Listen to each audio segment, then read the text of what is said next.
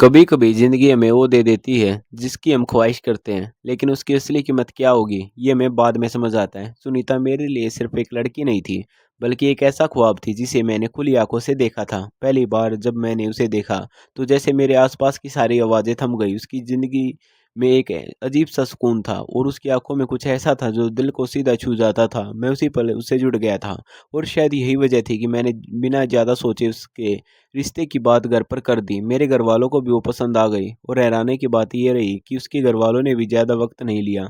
सब कुछ बहुत ही जल्दी तय हो गया, जैसे किस्मत खुद हमें मिलाने पर तुली हो। लेकिन इस जल्दी के पीछे एक ऐसी बात छुपी थी जिसे मैं उस वक्त समझ नहीं पाया। सुनीता ने शादी के लिए हाँ तो कर दी थी, लेकिन उसकी कुछ शर्तें थी जो उसने साफ तौर पर रखी थी।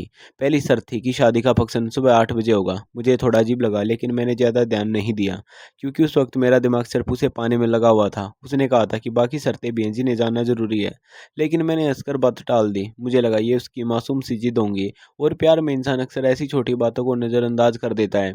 मैंने भी वही किया और शायद यही मेरी सबसे बड़ी गलती थी। वक्त तेजी से गुजरने लगा और देखते ही देखते वो दिन आ गया जिसका मुझे बेसब्री से इंतजार था। 14 फरवरी के पहले रविवार को हमारी शादी तय हुई थी। हर कोई इस तारीख को लेकर खुश था और मैं तो जैसे किसी और ही दुनिया में था। मुझे लग रहा था जैसे अब मेरी ज़िंदगी पूरी होने वाली है। शादी बहुत सादगी लेकिन खुशी के साथ हुई। सब कुछ ठीक चल रहा था, लेकिन सुनीता पूरे समय कुछ अलग सी थी। वो चुप थी, शांत थी, जैसे उसके अंदर कोई बात दबा कर रखी हो। मैंने सोचा शायद वो शादी का दबाव होगा या नई ज़िंदगी की झिझक होगी, इसलिए मैंने उससे कुछ नहीं पूछा। रात के करीब 3 बजे उसकी विदाई हुई और वो मेरे घर आ गई। मेरा दिल उसे करीब से देखने के लिए बेचैन था। हर रस्म के बाद जैसे ही मौका मिला मैं उसके पास गया। उसने घूंघट हल्का सा उठाया और बस एक पल के लिए उसकी झलक मिली। वो पहले से ज़्यादा खूबसूरत लग रही थी। मैंने मुस्कुराते हुए उसे एक तोहफा दिया और कुछ कहने ही वाला था कि उसने धीरे से कहा, पहले मेरी बात सुन लीजिए। उसकी आवाज़ में एक अजीब सी गंभीरता थी जो मैंने पहले कभी महसूस नहीं की थी। मैंने हल्के अंदाज में कहा, कहो क्या बात है। लेकिन उसने अगले शब्द ने जैसे मेरे दिल की धड़कन रोक दी। उसने कहा, अगर मेरी बात आपको मंजूर है तो ठीक है, वरना आप मुझे अभी इसी वक्त छोड़ सकते हैं। उसके मुंह से ये बात सुनकर मैं कुछ पल के लिए समझ ही नहीं पाया कि वो क्या कह रही है। मैंने उसे गौर से देखा। उसकी आंखों में डर भी था और एक अजीब सा यकीन भी। मैंने कहा, ऐसी कौन सी बात है जो इतनी बड़ी है। उसने धीरे से कहा, मेरी सिर्फ एक शर्त है, और ये कि आप कभी भी रात के वक्त मेरा चेहरा नहीं देखेंगे। मैं उसकी बात सुनकर मुस्कुरा दिया। मुझे लगा वो मजाक कर रही है। मैंने कहा, ये कैसी बात हुई, मैं तुम्हारा चेहरा क्यों नहीं देख सकता। उसने मेरी आंखों में देखते हुए कहा, अगर आपने कभी रात में मेरा चेहरा देखने की कोशिश की तो मैं सुबह होते ही आपसे अलग हो जाऊंगी। उसके शब्दों में मजाक नहीं था, वो पूरी तरह गंभीर थी। उस पल मुझे पहली बार एहसास हुआ कि ये कोई साधारण बात नहीं है। मैंने उससे वजह पूछी, लेकिन उसने सिर झुका लिया और कहा, वजह मत पूछिए, बस इतना समझ लीजिए कि ये मेरे लिए बहुत ज़रूरी है। मैं उलझ गया था। एक तरफ मेरा प्यार था और दूसरी तरफ उसकी ये अजीब सी शर्त। लेकिन उस वक्त मैं उसे खोने से के बारे में सोच भी नहीं सकता था। मैंने गहरी सांस ली और कहा, ठीक है, मैं वादा करता हूँ मैं कभी भी रात के वक्त तुम्हारा चेहरा नहीं देखूंगा। उसके चेहरे पर हल्की सी राहत दिखी और उसने धीरे से कहा, धन्यवाद। उस रात हम एक ही कमरे में थे, लेकिन हमारे बीच एक अनोखा फासला भी था। मैंने सोचा वक्त के साथ सब ठीक हो जाएगा, लेकिन मुझे नहीं पता था कि ये छोटी सी शर्त मेरी ज़िंदगी का सबसे बड़ा राज बनने वाली है। अगले कुछ दिन सब सामान्य रहा, लेकिन धीरे धीरे मुझे उसकी बातों में फ़र्क नजर आने लगा। जैसे ही रात होती वो खुद को कमरे में बंद कर लेती और कमरे की लाइट भी बंद कर लेती। अगर मैं पास होता तो वो अपना चेहरा दूसरी तरफ कर लेती। पहले मुझे इससे उसकी झिझक लगी, लेकिन फिर ये रोज़ का नियम बन गया। मैं उसे समझना चाहता था, लेकिन हर बार वो बात टाल देती। एक हफ्ते बाद उसने एक और अजीब काम किया। उसने कमरे का बल्ब ही निकाल कर बाहर फेंक दिया। मैंने पूछा, ये क्या कर रही हो, तो उसने बस इतना कहा कि हम कहीं गलती से आप लाइट न जला दें। उस पल मेरे दिल की में पहली बार शक की हल्की सी लहर उठी। आखिर ऐसा क्या था उसके चेहरे में जो मुझसे छुपाना चाहती थी। लेकिन मैंने अपने वादे को याद किया और खुद को रोक लिया। मगर उसी रात मैंने एक और बात नोटिस की। सुनीता बेचैन थी। वो बार बार दरवाजे की तरफ देखती और फिर अपने फ़ोन को घूरती, जैसे किसी का इंतजार कर रही हो।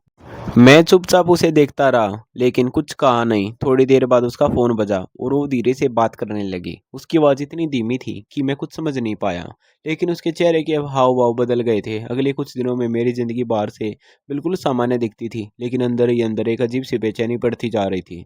दिन में सब कुछ ठीक रहता। सुनीता वैसी ही हंसती मुस्कुराती करके काम करती, मेरी हर बात का ध्यान रखती, लेकिन जैसे ही शाम ढलती उसका व्यवहार बदलने लगता। ठीक 9 बजे के आसपास वो अचानक चुप हो जाती और बिना कुछ कहे कमरे में चली जाती, दरवाज़ा बंद कर लेती और फिर वही सन्नाटा, वही अंधेरा। मैं कई बार दरवाजे के बाहर खड़ा होकर सोचता कि क्या सच में उसके चेहरे में कोई ऐसी बात है जिससे वो डरती है, या फिर वो मुझसे कुछ छुपा रही है, लेकिन हर बार अपने वादे को याद करके खुद को रोक लेता। मगर अब ये सिर्फ जिज्ञासा नहीं रही थी, ये एक सवाल बन चुका था जो हर रात मेरे दिमाग में घूमता रहता था। एक दिन मुझे ऑफिस से लौटने में देर हो गई। जब मैं घर पहुंचा तो दरवाजा अंदर से बंद था। मैंने खटखटाया तो कुछ देर बाद सुनीता ने दरवाजा खोला।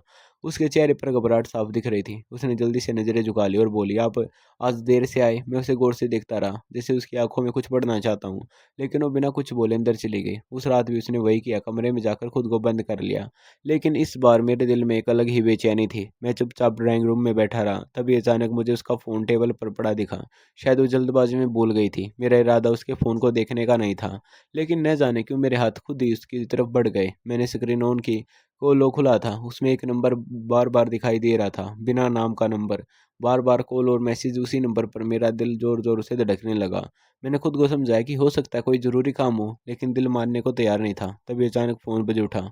वही नंबर स्क्रीन पर चमक रहा था। मैं कुछ पल के लिए ठिठ गया, फिर जाने क्यों मैंने कॉल रिसीव कर ली। उधर से एक मर्दाना आवाज़ आई, हल्की लेकिन साफ, हेलो सुनीता, सब ठीक है ना? मेरी सांस जैसे अटक गई। मैं कुछ बोल नहीं पाया और तुरंत कॉल काट दी। उस एक पल ने मेरे अंदर कई सवाल खड़े कर दिए। अब ये सिर्फ उसकी शर्त का मामला नहीं था, यहाँ कोई और कहानी भी चल रही थी जिसे मुझसे छुपाया जा रहा था। मैं सारी रात सो नहीं पाया। सुनीता ने मुझसे पूछा कि मैं इतना चुपचाप क्यों हूँ, तो मैंने बस काम का बहाना बना दिया। मैं भी इससे सीधे सवाल नहीं करना चाहता था, मैं सच जानना चाहता था, और वो भी बिना किसी शक के। अगले दिन मैंने फैसला किया कि मैं जल्दी घर लौटूंगा और देखूंगा कि आखिर रात होती ही ऐसा क्या होता है। उस दिन मैं सामान्य से काफ़ी पहले घर पहुंच गया। जैसे ही मैंने दरवाज़ा खोला, सुनीता हॉल में टहल रही थी। उसकी चाल तेज थी और चेहरे पर वही घबराहट। मुझे देखते ही वो चौंक गई और बोली, आप आज इतनी जल्दी कैसे आ गए? उसकी आवाज़ में हैरानी साफ थी। मैंने हल्की मुस्कान के साथ कहा, क्यों, क्या मैं अपने ही घर जल्दी नहीं आ सकता? वो तुरंत संभल गई और बोली, नहीं ऐसी बात नहीं है, बस सोचा आप थक गए होंगे। मैं उसे ध्यान से देख रहा था। उसके चेहरे के हाव भाव बदल रहे थे, जैसे वो किसी बात को छुपाने की कोशिश कर रही है। तभी अचानक डोरबेल बजी। उस आवाज़ ने जैसे पूरे माहौल को और भारी कर दिया। मैंने तुरंत दरवाजे की तरफ कदम बढ़ाए, लेकिन उससे पहले मैंने एक नज़र सुनीता पर डाली। उसका चेहरा एकदम फीका पड़ चुका था, जैसे उसे पहले से पता हो कि दरवाजे पर कौन है। मैंने दरवाजा खोला तो सामने एक पुलिस की वर्दी में आदमी खड़ा था। अगले ही पल मेरे चेहरे पर हैरानी के साथ मुस्कान आ गई। अरे विक्रम, तुम! मैं खुशी से उसे गले मिल गया। इंस्पेक्टर विक्रम मेरा पुराना दोस्त था। हम काफ़ी समय से नहीं मिले थे। उसने भी मुझे देखकर वैसे ही अपनापन दिखाया, जैसे कुछ बदला ही ना हो। हम दोनों अंदर आकर बैठ गए, लेकिन मेरा ध्यान बार बार सुनीता की तरफ जा रहा था। वो चुपचाप खड़ी थी और उसकी नज़रें बार बार विक्रम पर टिक जाती थी। विक्रम ने हंसते हुए कहा, यार तुम तो गायब ही हो गए हो। मैंने कहा, काम में इतना उलझ गया कि वक्त ही नहीं मिला। फिर मैंने हल्के अंदाज में पूछा, लेकिन तुम्हें मेरे घर का पता कैसे चला? उसने बिना रुके जवाब दिया, अरे भाई, हम पुलिस वाले हैं, अपने इलाके के हर आदमी का पता रखते हैं। उसकी बात सुनकर मैंने बहसने की कोशिश की, लेकिन दिल के अंदर कुछ खटक रहा था। मुझे याद आया कि कुछ देर पहले सुनीता की बेचैनी और फिर अचानक विक्रम का आ जाना, क्या ये सिर्फ इत्तेफाक था या फिर इसके पीछे कोई और बात थी? उस दिन विक्रम ज़्यादा देर नहीं रुका, लेकिन जाते-जाते उसने एक बार फिर सुनीता की तरफ देखा और हल्की सी मुस्कान दी, जो मेरी नज़रों से बच नहीं पाई। उस एक पल ने मेरे दिल में शक की आग को और भड़का दिया। उस रात मैं अपने कमरे में बैठा और बहुत देर तक सोचता रहा। अब मेरे सामने दो सवाल थे। पहला ये कि सुनीता रात को अपना चेहरा क्यों छुपाती है, और दूसरा ये कि विक्रम और उसके बीच क्या रिश्ता है। मैंने फैसला किया कि अब सिर्फ इंतज़ार करने से कुछ नहीं होगा, मुझे सच जानना ही होगा, चाहे इसके लिए मुझे अपना वादा ही क्यों ना तोड़ना पड़े। उसी रात मैंने एक छोटा सा टॉर्च अपने पास रख लिया। अंधेरे में सच देखने के लिए शायद थोड़ी सी रोशनी ही काफ़ी थी। सुनीता हमेशा की तरह कमरे में आई और अंधेरे में अपने हिस्से की जगह पर बैठ गई। मैं चुपचाप लेटा रहा, जैसे सो गया हूँ, लेकिन अंदर ही अंदर मेरी धड़कन तेज हो रही थी। मैं सही मौके का इंतजार कर रहा था। उस रात का हर पल मेरे लिए जैसे किसी इम्तिहान से कम नहीं था। कमरे में गहरा अंधेरा था और सिर्फ हमारी सांसों की आवाज़ सुनाई दे रही थी। मैं आंखें बंद किए लेटा था, लेकिन नींद मुझसे कोसों दूर थी। मेरे दिमाग में बस एक ही बात घूम रही थी, आज से सामने आएगा, चाहे जो भी हो जाए। मैंने धीरे से हाथ बढ़ाकर अपने पास रखी छोटी सी टॉर्च को महसूस किया। जैसे ही मुझे यकीन हुआ कि सुनीता अपनी जगह पर है और उसे मेरे जागने का अंदाजा नहीं है, मैंने एक झटके में उठकर उसका हाथ पकड़ लिया। वो घबरा गई और कुछ समझ पाती उससे पहले मैंने टॉर्च जला दी। हल्की सी रोशनी सीधे उसके चेहरे पर पड़ी और उसी पर मेरा दिल जैसे थम गया। मेरी सांस अटक गई। सामने जो था वो मेरे लिए किसी सदमे से कम नहीं था। उसका चेहरा वैसा बिल्कुल नहीं था जैसा दिन में होता था। उसकी चमक गायब थी और उसकी त्वचा पर अजीब से दाने और सूजन थी, जैसे किसी ने उसकी खूबसूरती को पल भर में छीन लिया हो। मैं कुछ पल तक उसे देखता ही रह गया। फिर अचानक मेरे अंदर से आवाज़ निकली, सुनीता, ये क्या है? तुमने मुझसे ये बात क्यों छुपाई? मेरी आवाज़ में इतनी हैरानी भी थी और दर्द भी। वो तुरंत पीछे हट गई और रोने लगी। उसकी आवाज़ काँप रही थी। उसने कहा, मैंने आपको पहले ही कहा था कि आप रात में मेरा चेहरा मत देखिए। आप क्यों नहीं माने? मैं गुस्से और उलझन में था। मैंने कहा, सच जानने का हक मुझे भी है। तुम मेरी पत्नी हो, मुझसे इतनी बड़ी बात कैसे छुपा सकती हो? वो ज़मीन पर बैठ गई और मेरे पैरों को पकड़ लिया। उसकी आंखों से आंसू रुकने का नाम नहीं ले रहे थे। उसने कहा, मैं आपको सब बताऊंगी, बस एक बार मेरी बात पूरी सुन लीजिए। मैं चुप हो गया क्योंकि अब मुझे भी सच्चाई जाननी थी। उसने धीरे-धीरे अपनी कहानी शुरू की। उसकी आवाज़ में पछतावा साफ झलक रहा था। उसने बताया कि उसका बचपन बहुत अकेलेपन में गुज़रा। उसके माता-पिता अपने काम में इतने व्यस्त रहते थे कि उसे कभी समय नहीं दे पाए। उसे हमेशा प्यार और अपनापन चाहिए था, लेकिन उसे सिर्फ़ पैसे और चीज़ें मिलती रही। इसी कमी ने उसके अंदर एक खालीपन पैदा कर दिया, जो धीरे-धीरे उसे गलत रास्ते की तरफ ले गया। उसने बताया कि कैसे वो रात की दुनिया में जाने लगी, जहाँ लोग सिर्फ़ दिखावे और स्वार्थ के लिए जीते हैं। वहाँ उसे कुछ पल के लिए सुकून मिलता था, लेकिन अंदर से वो हमेशा खाली रहती थी। एक रात वो बहुत ज़्यादा नशे में थी और उसी हालत में एक अनजान लड़के ने उसकी मदद की। वो उसे अपने घर ले गया और उसकी इज़्ज़त और सुरक्षा का पूरा ख़्याल रखा। लेकिन उस वक़्त भी उसने उसकी अच्छाई को समझने की कोशिश नहीं की, उल्टा उससे नफ़रत हो गई, सिर्फ़ उसके अलग रूप और सादगी की वजह से। फिर उसने अपनी सहेलियों के कहने पर उस लड़के को सबक सिखाने का फ़ैसला किया। उसने पुलिस में शिकायत कर दी कि वो उसे परेशान करता है, और उसी रात पुलिस ने उस लड़की को पकड़ लिया। जब वो ये सब बता रही थी, उसकी आवाज़ काँप रही थी, जैसे हर शब्द उसके दिल को चुभ रहे हों। उसने कहा, अगले दिन जब मैं उसे देखने गई, तो उसकी हालत देखकर मेरा दिल काँप गया। उसे बुरी तरह मारा गया था। उसके चेहरे पर चोट के निशान थे। उसकी आँखों में दर्द था, लेकिन उसने मुझे देखकर सिर्फ़ इतना कहा कि उसने अपना मामला ऊपर वाले पर छोड़ दिया है और मेरी रातों की सुकून के लिए बद्दुआ दे दी। मैं उस वक़्त भी अपने घमंड में थी, लेकिन शायद उसकी वो बात सच हो गई। उसी दिन से मेरी ज़िंदगी बदल गई। उसने बताया कि उसी दिन से हर शाम को उसके चेहरे पर ये दाने निकल आते हैं। जलन इतनी होती है कि वो खुद को आईने में देख भी नहीं पाती, और सुबह होते ही सब ठीक हो जाता है। उसने कई डॉक्टरों को दिखाया, लेकिन किसी को भी इसकी वजह समझ नहीं आई। धीरे-धीरे उसे एहसास हुआ कि सिर्फ़ बीमारी नहीं, बल्कि उसकी गलती की सज़ा है।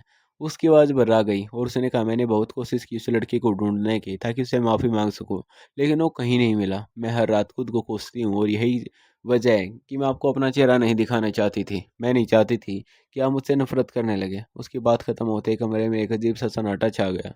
मैं उसकी तरफ देख रहा था। अब मेरे अंदर का गुस्सा कहीं खो गया था। उसकी वजह एक भारीपन आ गया था, लेकिन मेरे दिमाग में अब भी एक सवाल बाकी था। मैंने धीरे से पूछा, और वो इंस्पेक्टर विक्रम, उसका इससे क्या लेना-देना है? उसने तुरंत ही जवाब दिया, मैं उससे उस लड़के के बारे में पूछती रहती हूँ, क्योंकि वही इस इलाके का अधिकारी है। मुझे लगा शायद वो उसकी कोई खबर दे पाए, इसलिए मैं उससे बात करती थी। लेकिन मुझे आज तक कुछ पता नहीं चला। उसकी बात सुनकर मैं कुछ हद तक शांत हुआ, लेकिन पूरी तरह नहीं। मेरे अंदर का शक अब भी ज़िंदा था। उस रात मैं बहुत देर तक जागता रहा।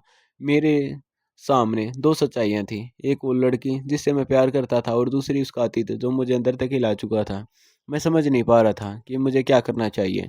क्या मैं उसके अतीत के लिए सज़ा दूँ, या उसके पछतावे को देखकर उसे माफ़ कर दूँ?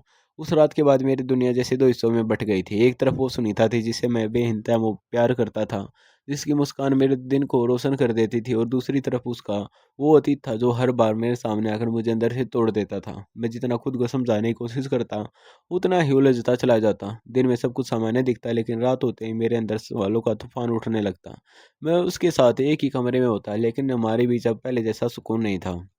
उसकी हर छोटी हरकत मुझे सोचने पर मजबूर कर देती, और सबसे बड़ी बात यह है कि मैं चाहकर भी उसके चेहरे पर उस सच्चाई को भूल नहीं पा रहा था जो मैंने उस रात देखी थी।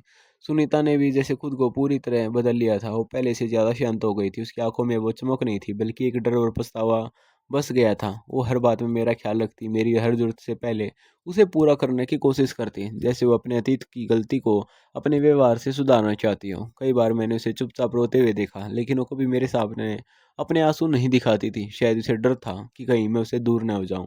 दिन गुजरते गए, लेकिन मेरे अंदर का संघर्ष खत्म नहीं हुआ। एक दिन मैंने खुद से सवाल किया, क्या मैं सच में उसके उस अतीत के लिए सज़ा देना चाहता हूँ, या फिर मैं अपने अहंकार को सही साबित करने की कोशिश कर रहा हूँ?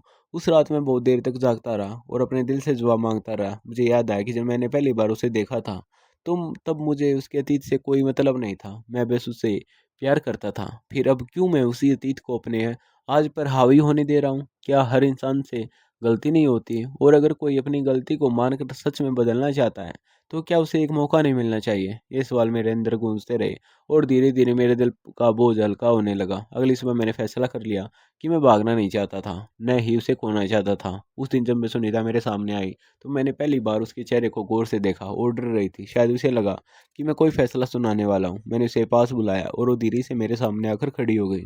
उसकी नज़रें झुकी हुई थी। मैंने उसका हाथ पकड़ा और कहा, मुझे तुमसे एक बात कहनी है। उसने काँपती हुई आवाज़ में कहा, जी, मैं आपकी हर बात मानने को तैयार हूँ। मैंने गहरी सांस ली और कहा, मैं तुम्हें तुम्हारे अतीत के लिए सज़ा नहीं दूँगा, क्योंकि अगर मैं ऐसा करता हूँ, तो शायद मैं भी उतना ही गलत हो जाऊँगा, जितना तुम कभी थी। मेरी बात सुनकर उसकी आँखों से आँसू बहने लगे। उसने पहली बार मेरी तरफ देखा। उस नज़र में हैरानी भी थी और राहत भी। मैंने आगे कहा, लेकिन इसका मतलब ये नहीं कि मैं सब कुछ भूल गया हूँ। मुझे वक़्त लगेगा तुम पर फिर से भरोसा करने में, लेकिन अगर तुम सच में बदल चुकी हो, तो मैं तुम्हें एक मौका देना चाहता हूँ। ये सुनते ही वो रोते हुए मेरे पैरों पर बैठ गई और बोली, आपने मुझे आज एक नई ज़िंदगी दी है। मैं वादा करती हूँ कि मैं कभी आपको निराश नहीं करूँगी।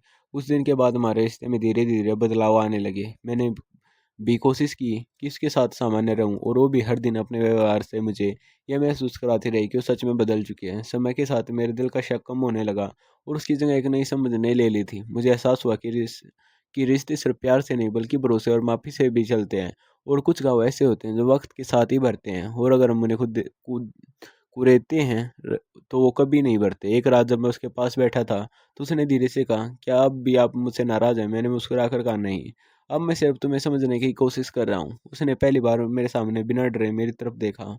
उस नज़र में अब कोई छुपाव नहीं था। उस पल मुझे एहसास हुआ कि असली खूबसूरती चेहरे में नहीं, बल्कि इंसान के दिल में होती है, और शायद मैंने उस दिन पहली बार सुनीता को सच में देखा था। हमारी ज़िंदगी अब पहले जैसी नहीं थी, लेकिन शायद पहले से बेहतर थी, क्योंकि अब उसमें सच्चाई थी, समझ थी, और सबसे ज़रूरी एक नई शुरुआत की उम्मीद थी। इंसान से गलती होना उसकी कमज़ोरी नहीं, बल्कि उसका इंसान होना है, लेकिन अपनी गलती को मान लेना और खुद को बदल लेना ही उसकी असली ताकत है। रिश्तों में सबसे ज़रूरी चीज़ प्यार नहीं, बल्कि भरोसा और माफ़ करने का हौसला होता है, क्योंकि बिना माफ़ी के कोई भी रिश्ता लंबे समय तक नहीं टिक सकता, और जो इंसान अपने अतीत से सीखकर आगे बढ़ता है, वही असल में एक नई ज़िंदगी जी पाता है। दोस्तों, आपको ये कहानी कैसी लगी? कमेंट करके ज़रूर बताएं, और चैनल पर नए हैं तो चैनल को सब्सक्राइब ज़रूर करें।